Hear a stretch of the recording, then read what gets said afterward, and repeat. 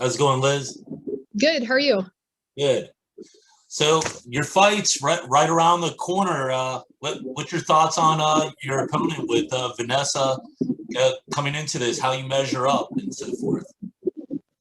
I'm excited for this fight. I'm excited to be fighting for Bellator. I've enjoyed every experience I've had with them. And I'm not in any way looking past Vanessa. She's a veteran. She has more fights than I do. So that's great. That's always a good opportunity for me to test myself and to push myself to new limits when I get to go against somebody that's a lot more experienced than I am. She's an opponent that I've studied in preparation for when she fought Pearl Gonzalez. So I have tons of tape and tons of notes on her. And I already had to mimic her style and stylistically just prepare for her. So it's great to have that previous preparation to go into this fight camp, making it a lot smoother, knowing exactly what I needed to do. Do you think it's a hindrance or a benefit when fighters like herself has been out of action for almost like a year and a half now? Being that fighter that's been in that same boat, I mean, there's been opportunities where I can remember when I was with the UFC and I was constantly asking them for fights and just kept getting pushed off to the side. And it didn't change anything when I got back in there. I might have started off slow for the first 10 seconds and then nothing ultimately mattered. And I think with somebody like her who has so many fights, it's really not going to make a difference. Has your preparation had to change at all during this pandemic? I got to imagine something's had to have happened. Yeah, absolutely. I've had quite a few training partners that I've had to lose out on because they made moves, because trying to live in San Diego during the pandemic with so many gyms being closed just wasn't an option. And doing all the backyard training, garage training, people just weren't really enjoying it. So I've lost out on some training partners, but at the same time, some of the ones that have been here throughout the entire time stepped up even more than I could possibly ask. And I've seen so much growth in them that it's pushed me to a new level as well. Does that kind of give you the leeway to really try new things as far as your training then? Yeah, absolutely. I mean, I'm always looking for an opportunity to try new things in training. I'm one of those people that doesn't believe in being stagnant. I always want to grow and evolve and push myself to new standards and find new experiences, go to new seminars, try different things that even if it costs me and it hurts, I still want to try it out and see if I can do new moves. And that's not any different here. Yeah, I think that's one of the things for a lot of the novice fans that go and look in. You might see a fighter with a certain record and rematching somebody, but the evolution of a fighter, just like in any other sport, people are going to evolve.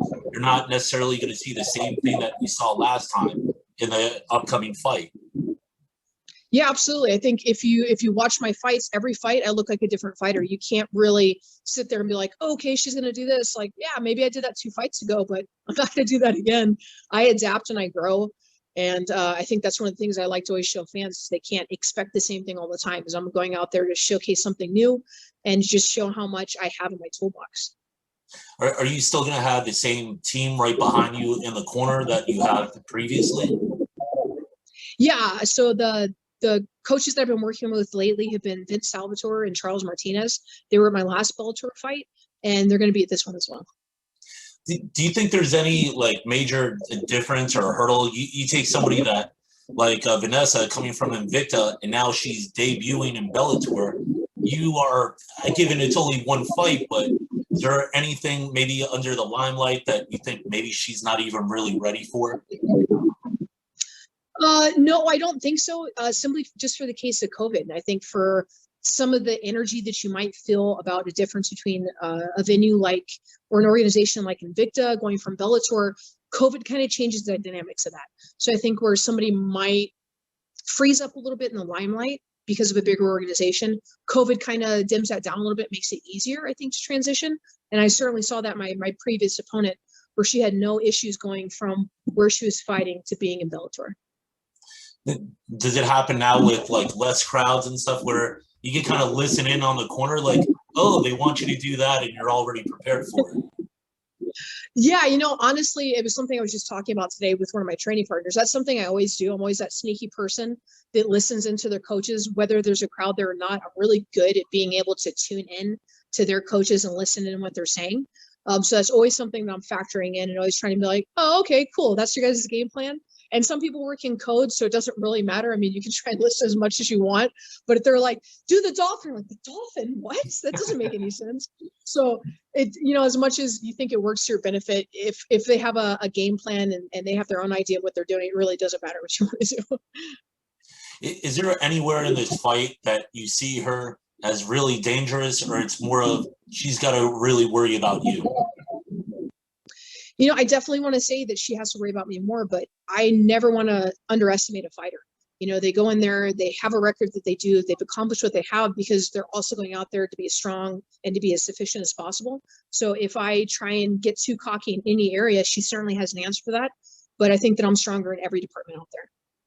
So it's not one of those that you need that hype behind you to go into a fight. I mean, you're ready to fight whoever it is anyways. Oh, yeah, I don't need any hype. I mean, you could say that the fighter is the worst fighter in the world. I'm not going to go out there and think that it's not possible that I couldn't slip on sweat and get caught with something. You know, I go out there with somebody, they want to go out there and finish. They're in there for a reason. And if I undermine what they're trying to do, that puts myself in a more compromising situation than I'm willing to be in. So I treat every fighter as if it's a champion. I go out there and put on my best performance, regardless of who they are or what they want to do. And in that thought process, I'm guessing you never try and look ahead at maybe the big picture, just what's right in front of you. Yeah, to some degree, I'm always looking ahead. I'm always gunning for the belt. That's always been my goal. That's always what I'm trying to work towards.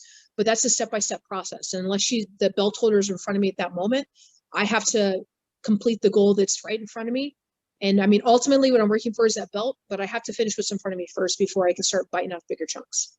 So I always wondered, every fighter, really every athlete has kind of a different victory kind of celebration.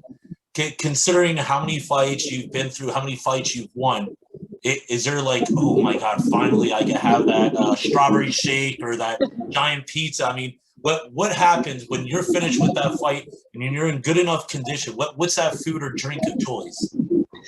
See, the only issue with that is that the COVID restrictions. You know, before I'm a huge foodie. I love going out and trying out new food places, trying new restaurants, I'll drive an hour and a half to go try new food. I'm that person. I'll save up each paycheck to import some weird food just to try it out. Like, I'll try any food. But the biggest thing with COVID is there's so many places closed. And I totally understand with Connecticut and their restrictions about not wanting us to wander out through the casino and everything. So nothing against them. I totally get it. And it has to be about the well-being of everybody. So it's really difficult because I can remember for the last fight looking up and researching like, oh, there's this restaurant around the corner. It's open up this time. I think I can make it. And the commission's like, oh no, you guys aren't allowed to leave the hotel. I'm like, wait, what? So I just had to order food from the different places and stock it in my room and then gorge out the moment I got out of there. So is that the plan? Let's say everything goes the way you want. Is that the plan for this one? So if everything goes the way that I want, that means that I'm out, I'm cleared by medical, showered up, cleaned and ready to go before 9 p.m. And so all the restaurants are still open. And I actually go sit down and eat at a place and go pick something fresh, as opposed to hauling my butt, running upstairs, calling in room service 1 minute before room service closed and just ordering whatever was available. And that's what I did last fight, is I just ran up there and was like, okay, hamburger and french fries. Like, oh, that we're just about to close. I'm like, please don't close. Please, I'm begging you. So which way do you lean? You're that hamburger person, the pizza person, Chinese? I mean, what are we talking about here? I'm definitely a meat eater. So, I mean, if the preference, if I could go out there, would probably something like a steak, but I also love cheesecake. So I have to have that balance. I love potatoes, like good Irish girl that I am. I have to have my potatoes. So we're talking french fries, mashed potatoes, garlic bread, steak. But if pizza's available, a good Detroit style pizza, I'd go for as well. And just kind of changing it back, but for people that haven't got a chance to experience a fight from you, what should they expect? Are you that person that's going to go full throttle? Is it that person that's going to try and ground and pound, take down? I mean, what exactly should that novice fan that's never seen a fight with you expect, like, come April? And somebody that's never watched me, they're not going to know what to expect, because I mean, if they've never seen me striking, then they're going to be surprised at my ability to throw on a showcase with Muay Thai. to have good head movement, good footwork. If they've never seen my wrestling, that they've never seen those big slams that I'm notorious for, picking people up that doesn't look like I should be able to do so, and just jumping through the air with them, but also those ground and pounds and those strong finishes where I'm trying to snap somebody's neck off. Awesome. And just kind of wrapping it up, if there's maybe a quote, a movie, anything that's kind of inspired you, is there something that's kind of like all these years that's like, wow, I really live by that moniker? I think the biggest thing that I've always lived by is you're your own worst enemy. And the only person that can tell you no is yourself. So don't limit yourself in any way. Awesome. Well, hey, I know we're all looking to that fight right around the corner in April. And thanks again. Thank you so much.